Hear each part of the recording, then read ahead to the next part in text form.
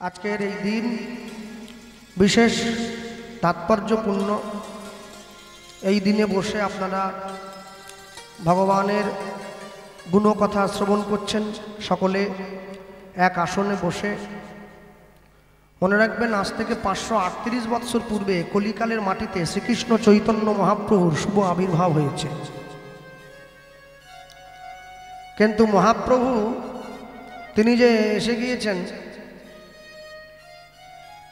মহাপ্রভুর থেকে আরো 12 বছর আগে নিতাই চাঁদ পৃথিবীতে এসেছেন। মহাপ্রভুর থেকে 12 বছরের বয়সে বড় নিতাই চাঁদ। মহাপ্রভুর জন্মস্থান হচ্ছে নবদ্বীপের অন্তদ্বীপ নামে একটি জায়গায়। মহাপ্রভুর বাবার নাম জগন্নাথ মিশ্র, মায়ের নাম সচিরানী মিশ্র, তাদের ছেলে পণ্ডিত নিমাই মিশ্র। আর নিতাই চাঁদের জন্ম হয়েছে বীরভূম তারাপীঠ থেকে 11 কিলোমিটার দূরে, জায়গাটার নাম হচ্ছে একচক্রা। পিতার নাম মুকুন্দ বন্দ্যোপাধ্যায়, কেউ বলে হাড়াই পণ্ডিত, কেউ বলে হাড়াই ওঝা। আর মায়ের নাম হচ্ছে পদ্মাবতী। আর এটা হচ্ছে নিতাই চাঁদের 551তম জন্মতিথি আজকে। তা আমি সবার আগে বলতে গিয়ে বলবো,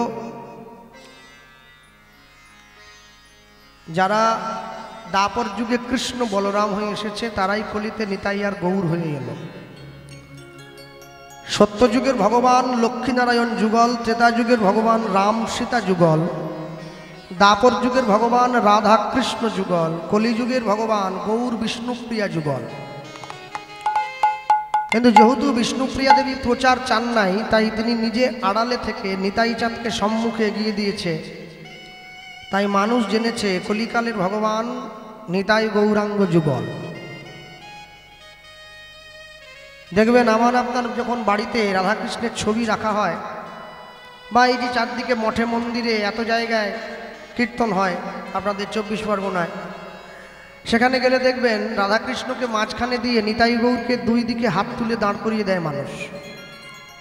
রাধাকৃষ্ণের মাটি দিয়ে একটা মূর্তি তৈরি হয়েছে বা বিগ্রহ তৈরি হলো, তার দুই দিকে নিতাই গৌর দাঁড়িয়ে আছে। আর দেখে মনে হচ্ছে যে মাঝখানে একটা মহারাজ আর দুই দিকে দুটো সিকিউরিটি গার্ড, নিতাই গৌর। হ্যাঁ, কারণ যে কোনো মুহূর্তে যদি রাজার উপরে অ্যাটাক হয়ে যায়, সিকিউরিটি গার্ড ছুটে গিয়ে বুকটা পেটে দেবে যে আগে আমাদেরকে মারো, তারপর রাজামশাইকে মারবে। নিতাই গৌর সিকিউরিটি গার্ড নয়। রাধাকৃষ্ণকে যদি একটা আসনে বসাতে হয়, তাহলে নিতাই গৌরকে পাশে আরেকটা আসন পেতে আরেকটা আসনে নিতাই গৌরকে বসাতে হবে, তবে যোগ্য সম্মান দেওয়া হবে, না হলে হবে না। আপনি ভগবানকে কি দিয়ে সেবা দিচ্ছেন সেটা বড় জিনিস নয়, সবার আগে ভগবানকে সম্মান দিতে হবে, সেটা বড় জিনিস। কেন?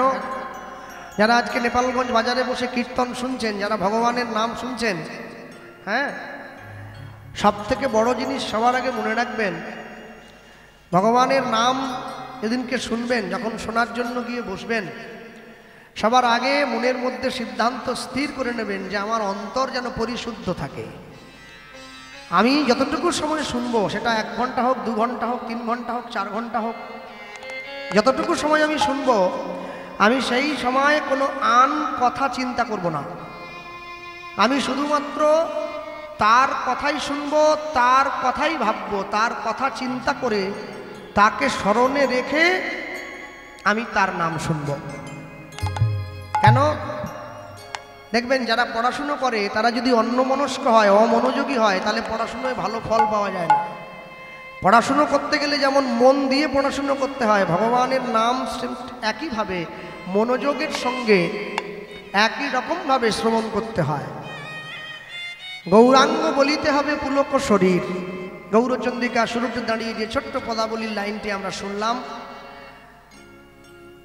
মনে রাখবেন, পৃথিবীতে সবাই ভালো থাকার জন্য ছুটে বেড়ায়, কিন্তু ভালো থাকতে পারবে না সবাই।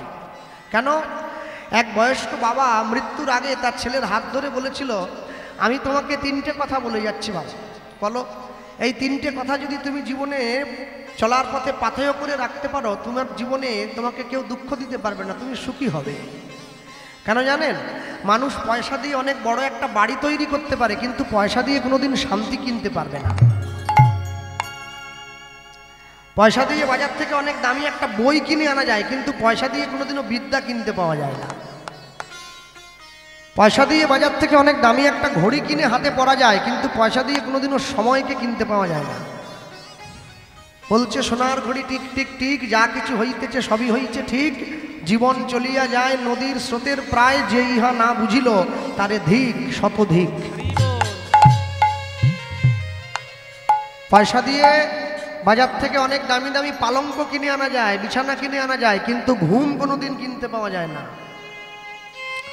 কিন্তু পয়সা দিয়ে বাজার থেকে অনেক ভালো ভালো জামা কাপড় পরে ভালো মানুষ সাজার অভিনয় করা যায়, কিন্তু মনুষ্যত্ব কোনোদিন কিনতে পাওয়া যায় না, ওটা অর্জন করে নিতে হয়। যার জন্য শোনরে মানুষ ভাই, সবার উপরে মানুষ সত্য, তাহার উপরে নাই। তো ছেলে বাবার কাছে গিয়ে বসেছে, বাবা ছেলের হাতটা ধরে বলছে, খোকা আমি তোমাকে তিনটে জিনিস বলছি। কি তিনটে জিনিস? বলছে, আমার প্রথম কথা হলো তুমি মনে রাখবে, জীবনে যদি কোনোদিন ভালো খাওয়ার সুযোগ পাও, ভালো খাওয়ার সুযোগ পেলে কোনোদিন ছাড়বে না। যেখানে ভালো খাবার পাবে তুমি সঙ্গে সঙ্গে খাবে, প্রথম কথা। আমার দ্বিতীয় কথা, যদি কোনোদিন ভালো বিছানা পাও, তুমি ভালো বিছানা পেলে ঘুমানোর সুযোগ ছেড়ো না, ঘুমিও। আর তিন, জীবনে যদি কোনোদিন ভালো বাড়িতে থাকার সুযোগ পাও, এই আজ যেমন আমরা পেয়েছি, কেন আমার তো এত বড় বাড়ি নেই, কমিটি আমাকে যে বাড়িতে তুলেছে, আমার তো ছোট বাড়ি, তাই এত বড় বাড়িতে আমাকে তুলেছে, সুযোগ আমি কি ছাড়বো? ছুটে গিয়ে কষ্ট একটু হয়েছিল উপরে উঠতে, সিঁড়ি তো দেখ, তবু সুযোগ আমি ছাড়িনি, উঠে পড়েছি। হ্যাঁ, তো ছেলে বলছে, বাবা আমার তো নিজের খাবার পয়সা নেই, তুমি আমাকে বলছো জীবনে যদি ভালো খাবার পাও কোনোদিন খেতে ছাড়বে না, আমার তো নিজেরই খাবার পয়সা নেই, ভালো খাবার পাবো কোথার থেকে? বাবা তখন বলছে, তোমার যখন প্রচণ্ড খিদে পাবে, তুমি হাতের সামনে যে খাবারটা পাবে সেটাই তোমার কাছে জীবনের সব থেকে দামি খাবার। মনে রেখো, মানুষের যখন প্রচণ্ড খিদে পায় তখন সে খাবারের গুণ বিচার করে না, আগে পেট ভরানোর কথাটা ভাবে। তাই যখন তোমার প্রচণ্ড খিদে পাবে, তুমি যদি হাতের সামনে শুকনো কটা মুড়ি পাও, তুমি জানবে ওটাই তোমার কাছে সব থেকে ভালো খাবার, ভক্তি ভরে খাবারটা গ্রহণ করবে। দুই, জীবনে যদি কোনোদিন ভালো বিছানায় ঘুমানোর সুযোগ পাও, সুযোগ ছেড়ো না। তোমার যখন প্রচণ্ড ঘুম পাবে, তুমি যদি ছেঁড়া একটা মাদুর পেতেও মাটিতে ঘুমো, তুমি সেখানে শান্তিতে ঘুমোতে পারবে, ওটাই তোমার জন্য শ্রেষ্ঠ বিছানা। আর তিন, জীবনে যদি কোনো ভালো বাড়িতে থাকার সুযোগ পাও, তুমি কোনোদিন ছেড়ো না বাবা। কেন? মনে রাখবে, ঘর বড় হোক মনে অশান্তি থাকুক, এ ঘর চেয়েও না, ঘর ছোট হোক মনে শান্তি থাকুক, সেই ঘরটা চাইবে। তোমার অনেক বড় বাড়ি, 3 তলার উপরে তুমি থাকো, ঠান্ডা মেশিন বসিয়েছ ঘরে, নরম গদিতে পালঙ্কে শুয়ে আছো, শীতকালে গরম হয়, গরমকালে ঠান্ডা হয়, এমন ঘর তুমি তৈরি করেছো। কিন্তু আশ্চর্য কি জানো, তুমি যখন প্রত্যেকদিন রাত্রেবেলা ঘুমোতে যাচ্ছ, ডাক্তার তোমাকে 3টে করে ঘুমের ট্যাবলেট লিখে দিয়েছে, তোমাকে 3টে ঘুমের ট্যাবলেট খেয়ে জল খেয়ে তারপরে ঘুমোতে যেতে হচ্ছে। তা আমার মনে হয় তুমি শান্তিতে নেই, তুমি অশান্তিতে আছো। আর তোমার ছোট্ট একটা একতলা কুঁড়ে ঘর, তুমি মাদুর পেতে মাটিতে শুয়েছো, ঘুমানোর শোয়ার সঙ্গে সঙ্গে তোমার ঘুম হয়ে গেল, এক ঘুমে পরের দিন সকাল, তুমি জানবে তুমি শান্তিতে আছো। যতদিন পর্যন্ত তোমার জীবনে শান্তি থাকবে, তোমার জীবনে ভালোবাসা থাকবে, তোমার জীবনে প্রেম থাকবে, ততদিন পর্যন্ত তোমাকে কেউ দুঃখী করতে পারবে না। যেদিন তোমার জীবন থেকে শান্তি চলে যাবে, সেদিন তুমি বুঝবে যে তুমি সব থেকে বড় দুঃখী মানুষ এই পৃথিবীতে। গৌরাঙ্গ বলিতে হবে পুলক শরীর, যেদিন গৌরাঙ্গের নাম নিতে গিয়ে আমার অন্তর কম্পিত হবে, সেদিন আমি বুঝব যে একটু হলেও তার জন্য ভালোবাসা আমার মনে তৈরি হয়েছে। হ্যাঁ, আশ্চর্য কি জানেন, সব থেকে বড় আশ্চর্য হলো, মানুষে কীর্তন শুনতে বসে, আর কীর্তন শুনতে শুনতে যখন খুব খিদে পায়, মানুষে ছুটে গিয়ে দোকানে গিয়ে একটা ডিম সিদ্ধ কিনে নেয়। এবার ডিম সিদ্ধটা খেলো, একটু জল খেলো, আবার এসে কীর্তন শুনছে। মাছ মাংস ডিম পেঁয়াজের সঙ্গে কোনোদিন হরিনাম যায় না। তাহলে বুঝতে হবে এখনো পর্যন্ত তার জন্য ভালোবাসা তৈরি হয় নাই মনে। যেদিন সেই ভালোবাসাটা তৈরি হবে, তাহলে আপনি চাইলেও খেতে পারবেন না। আস্তে কেন? এই যে বাবারা মায়েরা বসে আছেন, আমাকে একটা মন্দিরে নিয়ে যাওয়া হয়েছিল প্রণাম করতে, কালী দুর্গার মন্দির এই ভিতর দিয়ে। এখানে প্রত্যেক বছর পুজো হয়, অনুষ্ঠান হয়, আমি মন্দিরে প্রণাম করলাম। আচ্ছা বলুন, যে মন্দিরটা, এই যে মন্দিরটা যেখানে প্রণাম করলাম, যেখানে কীর্তন হচ্ছে, নাম কীর্তনের দল, ওই মন্দিরটা কারা বানিয়েছে? ওটা আপনারাই তো বানিয়েছেন, পয়সা দিয়ে, একটু একটু করে ভিক্ষা দিয়ে। 10 টাকা, 5 টাকা, 20 টাকা, 50 টাকা করে। আচ্ছা বলুন, যে মন্দিরটা আপনারা বানিয়েছেন পয়সা খরচ করে, সেই মন্দিরটার দাম বেশি দেবেন, না যে মন্দিরটা ভগবান ওপর থেকে দিয়ে পাঠিয়েছে সেই মন্দিরটার দাম বেশি দেবেন? কোনটা? যে মন্দিরটা পয়সা দিয়ে বানিয়েছেন, ইট চুন সুরকি দিয়ে সিমেন্ট দিয়ে রং করে, সেই মন্দিরের দাম বেশি, না যে মন্দির ভগবান দিয়ে পাঠিয়েছে সেই মন্দিরের দাম বেশি? এক বাক্যে উত্তর আসে, যে মন্দিরটা ভগবান দিয়ে পাঠিয়েছে সেই মন্দিরের দাম সবসময় বেশি হবে। কেন? এই মন্দিরটা ছিল বলে ওই মন্দির তৈরি হয়েছে, না হলে হতো না। তাহলে যে মন্দির আপনারা তৈরি করলেন পয়সা খরচ করে, ইট কাঠ চুন সুরকি দিয়ে রং করে মাকে বসিয়েছেন, দুর্গা পুজো হয়, কালী পুজো হয়, সেই মন্দিরে প্রত্যেক দিন কি জ্বালান আপনারা? সেই মন্দিরে প্রত্যেক দিন সন্ধ্যেবেলা করে ধূপ জ্বালান, প্রদীপ জ্বালান, ধুনো পোড়ানো হয়, কর্পূর কি হয় না, আরতি হয়। তাহলে যে মন্দির আপনারা বানালেন সেই মন্দিরে ধূপ জ্বালালেন, আর যে মন্দির ভগবান দিয়ে পাঠালো সেই মন্দিরে সকাল বিকেল করে 1 বান্ডিল করে বিড়ি জ্বালাচ্ছেন। এর জন্য কোনো বই পড়তে হবে না, এর জন্য নিজের বিবেককে জাগ্রত করতে হবে। যে মন্দিরটা আমি বানালাম সেখানে ধূপ জ্বালালাম, আর যে মন্দির ওপরওয়ালা আমাকে দিয়ে পাঠিয়েছে সেই মন্দিরে আমি সিগারেট জ্বালিয়ে দিলাম। কেউ কেউ মদও জ্বালাচ্ছে। মনে রাখবেন, হৃদয় মন্দির থেকে যদি ঈশ্বরের অস্তিত্ব চলে যায় তাহলে মন তখন মনে থাকবে না, মানুষ তখন মানসিক আচরণ থেকে অমানসিক আচরণের দিকে প্রবৃত্ত হয়ে যাবে। হরি হরি বলিতে মোর নয়নে ববে নীর। যেদিনকে ভগবানের নাম বলতে গিয়ে, ভগবানের নাম শুনতে গিয়ে আমার নাচতে ইচ্ছে করবে না, আমার কাঁদতে ইচ্ছে করবে, সেদিন জানবো আমার অন্তরে কোথাও না কোথাও তার জন্যে একটু হলেও ভালোবাসা তৈরি হয়েছে, না হলে হয় নাই।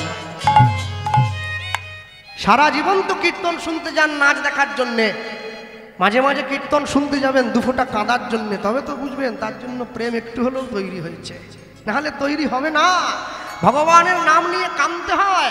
সারা জীবন তো সংসারের জন্য কাঁদলেন, ছেলে বলে দাও, মেয়ে বলে দাও, স্ত্রী বলে দাও, সবাই শুধু চায়। কোনোদিন কেউ বলেনি তুমি তো সারা জীবন দিয়েই গেলে, তুমি নিজে একটু কিছু নাও।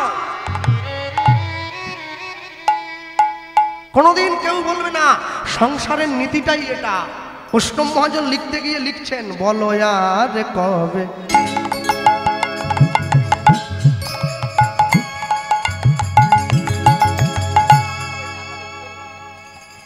বলো আর কবে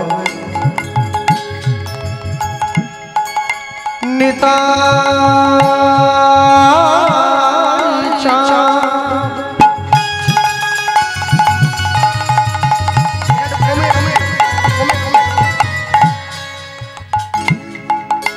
বলো আর কবে নিতাই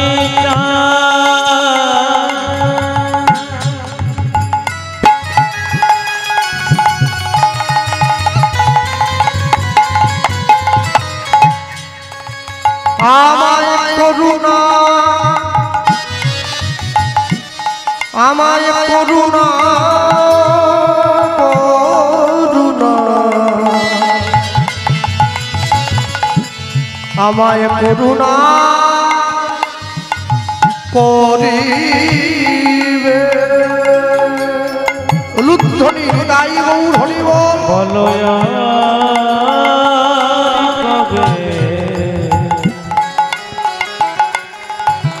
নিতাই দয়া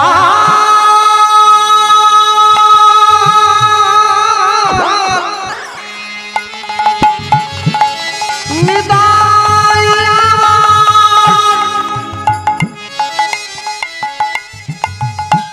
নিতাই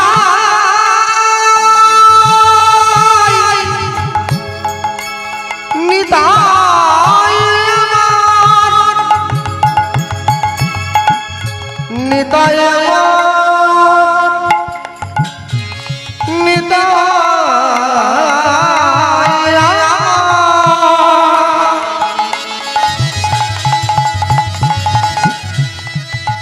নিতাই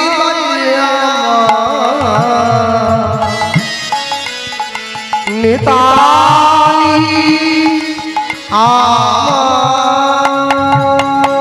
বলো আর কবে নিতাই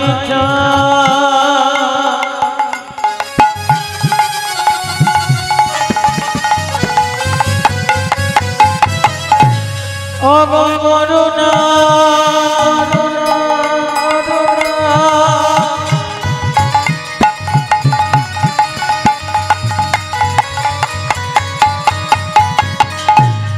করুণা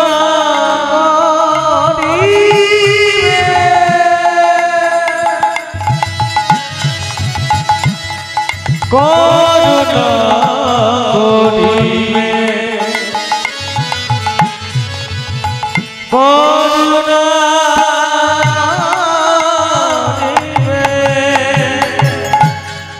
নিতাই যাদের করুণা হলে কি হবে জানো?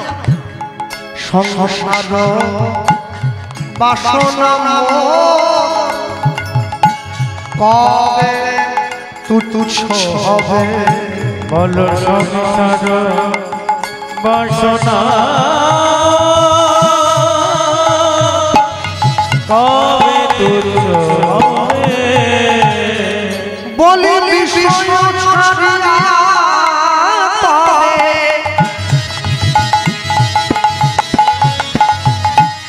শুদ্ধ হবে কবে হে সেই মধুর বৃন্দাবন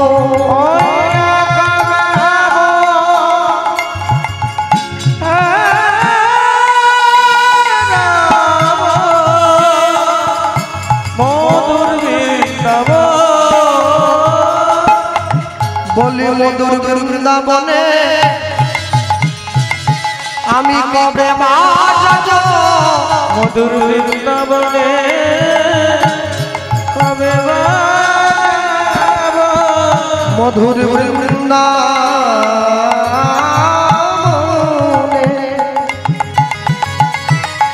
আমি কবে বাজাব মধুর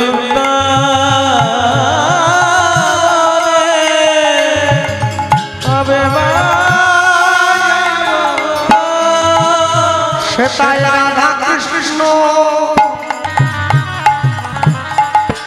চরণ শিব মধুর বৃন্দাবনে কবে আমার ভববন্ধন মোচন হইবে মধুর বৃন্দাবনে কবে ভবে আসা যাওয়া সফল হবে মধুর বৃন্দাবনে